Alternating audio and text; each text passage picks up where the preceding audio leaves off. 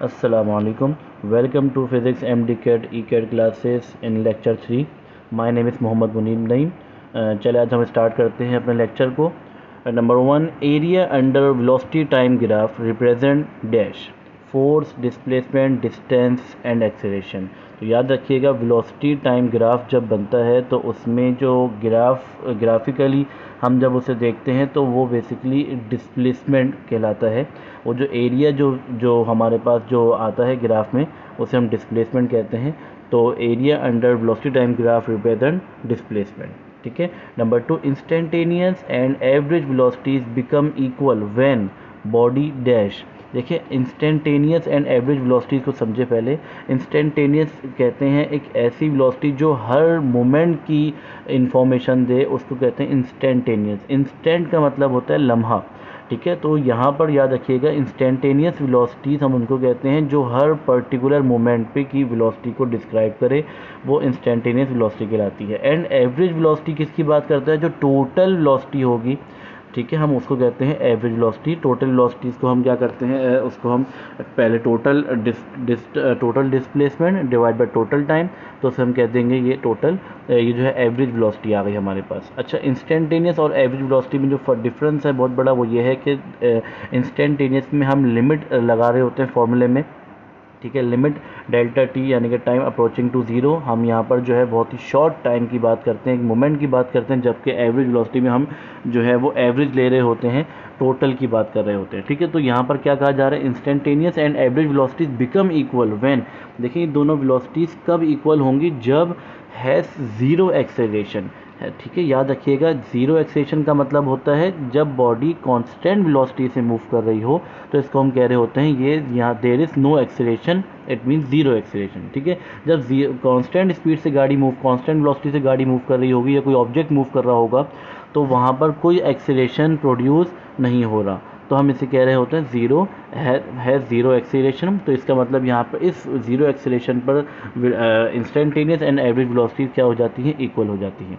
Number 3, inertia of an object is quantitative measure of its dash. Inertia जो है, पहले तो ये समझें इनर्शिया क्या होता है. इनर्शिया जो है एक प्रॉपर्टी है which tends to change the state of a body, जो बॉडी की स्टेट को चेंज करने की कोशिश करती है. फॉर एग्जांपल, एक बॉडी अगर रेस्ट में है तो इनर्शिया चाहता है कि वो मोशन में आ जाए, और एक बॉडी अगर मोशन में है तो इनर्शिया चाहता है वो रेस्ट में आ जाए. जैसे फॉर एग्जांपल, हम कार में ट्रैवलिंग कर रहे हैं. ठीक है. तो आप देखेंगे जैसे ही ड्राइवर सडनली ब्रेक लगा दे और अगर हमने सीट बेल्ट ना पहनी हो, तो क्या होगा, हम आगे की तरफ मूव करेंगे. क्यों? क्योंकि इनर्शिया क्या चाह रहा है कि हम रुके नहीं, हम आगे बढ़ते रहें.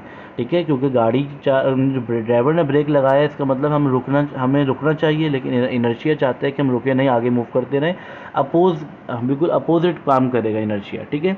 इनर्शिया मास के ऊपर डिपेंड करता है. जितना ज़्यादा मास होगा उतना ज़्यादा इनर्शिया होगा, जितना ज़्यादा अगर बॉडी का मास होगा उतना ही ज़्यादा उसको रुकने में प्रॉब्लम होगी. ठीक है. तो याद रखिएगा, inertia of an object is quantitative measure of its mass. ठीक है. Number 4, first law of motion gives the definition of. तो फर्स्ट लॉ ऑफ मोशन आपको पता है दो पार्ट्स में डिवाइड किया हुआ है. एक बॉडी अगर रेस्ट में है तो वो रेस्ट में रहेगी जब तक उसमें कोई एक्सटर्नल फोर्स अप्लाई ना की जाए, या एक बॉडी अगर मोशन में है तो वो मोशन में रहेगी जब तक उस पर कोई एक्सटर्नल फोर्स अप्लाई ना की जाए.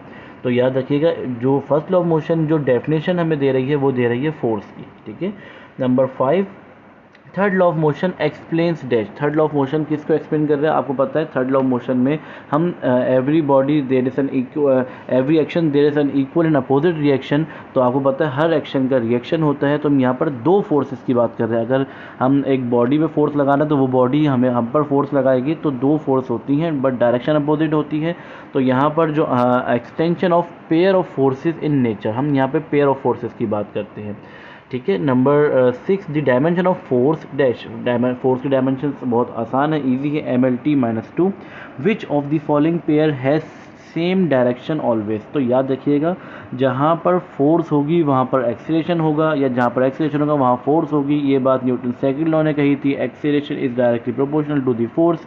तो याद रखिएगा जब भी फोर्स लगेगी जिस डायरेक्शन में, उसी डायरेक्शन में एक्सेलरेशन प्रोड्यूस होगा। तो यहाँ पर जो पेयर जो है जिसकी सेम डायरेक्शन है वो फोर्स एंड एक्सेलरेशन है। Number 8, the collision between two bodies be elastic if bodies are dash. देखिए पहले इलास्टिक को समझें। एंड इलास्टिक किसे कहते हैं? Elastic collision and in elastic collision. देखिए इलास्टिक कॉलिजन कहते हैं जब दो बॉडीज आपस में कोलाइड करें and before the collision and after the collision इनका मोमेंटम एंड एनर्जी सेम रहे, उसे हम कहते हैं इलास्टिक कॉलिजन। और इन इलास्टिक कॉलिजन कह रहे होते हैं दो बॉडीज़ जो आपस में कोलाइड करें, before and after collision momentum तो सेम रहे बट एनर्जी सेम ना रहे। ठीक है, तो यहाँ पर याद रखिएगा इलास्टिक कॉलिजन के लिए ज़रूरी है कि ऑब्जेक्ट सॉलिड एंड हार्ड होना चाहिए ताकि कोलाइड करने के बाद इन पे कोई इफेक्ट ना पड़े और ये अब इजीली अपने अपने डायरेक्शन में मूव करते रहें। जैसे स्नूकर की बॉल्स या गैस के मॉलिक्यूल्स जब ये आपस में कोलाइड करते हैं, कोलाइड करने के बाद वो अपनी अपनी डायरेक्शन में मूव करना शुरू हो जाते हैं। तो solid and hard is the correct answer. Number 9, when car takes around when car takes turn around a curved road, the passenger feels a force acting on them in a direction away from the center of the curve. It is due to dash. देखें जब भी car turn करेगी ऐसे road पे जो curve है, ठीक है, तो पैसेंजर्स को ऐसा फील होता है कि वो बाहर की तरफ जा रहे हैं और सेंटर से, जो सर्कल के सेंटर से दूर जा रहे हैं। ठीक है, उसके रीज़न क्या होता है? उसका रीज़न ये होता है जब भी बॉडी सर्कुलर पाथ में मूव करती है तो यहाँ पर दो फोर्सेस लगती हैं। एक हमारे पास आती है सेंट्रीपिटल फोर्स। सेंट्रीपिटल फोर्स कहते हैं वो जो बॉडी की मोशन को बरकरार रखे और बॉडी को सेंटर की तरफ अट्रैक्ट करती है, खींचती है, तो उससे सेंट्रीपिटल फोर्स कहते हैं। जबकि इसके अपोजिट में एक सेंट्रीफ्यूगल फोर्स होती है जो इसके अपोजिट लग रही होती है और वो कोशिश करती है कि मोशन ब्रेक हो जाए। तो ये दोनों फोर्सेस आपस में बैलेंस होती हैं जिसकी वजह से बॉडी सर्कुलर पाथ में मूव करती रहती है। The correct answer is centrifugal force, जिसकी सेंट्रीफ्यूगल फोर्स की वजह से पैसेंजर को फील होता है कि वो सर्कल के बाहर की तरफ जा रहे हैं। ठीक है, what is the shape of velocity time graph for constant acceleration. तो याद रखिएगा जब कांस्टेंट एक्सीलरेशन की बात आ जाए तो इसका मतलब हम यहाँ पर यूनिफॉर्म वेलोसिटी की बात करते हैं। ठीक है, यूनिफॉर्म में क्या का मतलब क्या होता है? फॉर एग्जांपल जिसमें हम बॉडी जो है वो इक्वल यूनिफॉर्म वेलोसिटी जो है उसमें कवर्ड कर रही है और in equal interval of time equal velocity cover कर रही है। In equal interval of time is called uniform velocity, यानी कि वेलोसिटी और टाइम दोनों में इक्वलिटी आ गई है। ठीक है, अगर 2 सेकंड में 2 मीटर पर सेकंड कवर बॉडी ने वेलोसिटी कवर की है तो 4 सेकंड में 2 और बढ़ जाएंगे, 6 सेकंड में 2 और बढ़ जाएंगे। इसको बोलते हैं इक्वलिटी आ जाना। तो यहाँ पर जब ग्राफ बनेगा तो आप जब ड्रॉ करेंगे तो स्ट्रेट इंक्लाइन लाइन बनेगी। स्ट्रेट होगी और इंक्लाइन मतलब जैसे स्लोप की तरह चल रही होती है, बिल्कुल। ठीक है, इंक्लाइन। अच्छा, number 11, which shows the correct relation between time of flight t and maximum height h। तो देखें आपने इसमें बहुत सिंपल सा काम करना है। वो क्या करना है? आपने फॉर्मूला लिखना है किसका? मैक्सिमम हाइट का फॉर्मूला क्या था? h equals to v not square sine square theta upon 2g।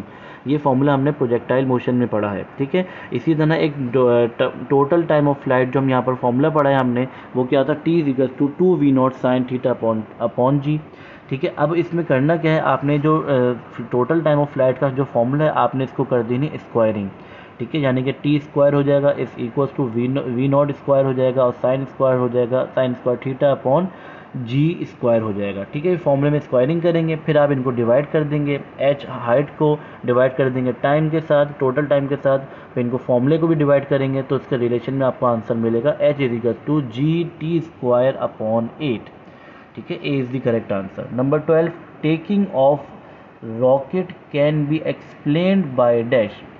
ठीक है, रॉकेट जो है taking off rocket can be explain, जो और रॉकेट टेक ऑफ करेगा तो वो कौन से मोशन को कौन से लॉ को ओबे करेगा? तो देखिए यहाँ पर first law, second law and law of conservation of momentum. तो याद रखिएगा यहाँ पर law of conservation of momentum को ओबे करेगा। ठीक है, law of conservation of momentum क्या होता है? जिसमें हम डिस्कस कर रहे होते हैं m1 u initial momentum before collision is equals to after momentum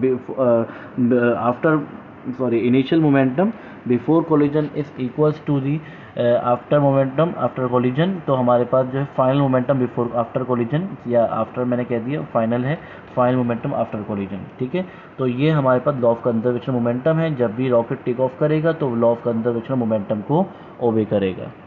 ठीक है। इंशाल्लाह हम नेक्स्ट जो हमारा लेक्चर होगा उसमें फर्दर और एमसीक्यूज़ को डिस्कस करेंगे। सारे MCQs M D CAT E CAT में जो है बहुत ज़्यादा इंपॉर्टेंट है, और इससे आप एमसीक्यूज़ पास्ट पेपर्स वगैरह में से भी आप देखेंगे तो ये काफ़ी एमसीक्यूज़ आपको यहाँ से मिलेंगे। ठीक है, तो इसको फॉलो करते रहिए, सब्सक्राइब कीजिए और शेयर कीजिए, ताकि जितने भी स्टूडेंट्स हैं उनको जो यूनिवर्सिटी में टेस्ट देने में अभी इस साल यूनिवर्सिटी में टेस्ट देंगे इंटरेस्टेड हैं, तो उनके लिए जितना हम जो है वो एक मटेरियल प्रोवाइड कर सकते हैं वो करें। ठीक है, थैंक यू।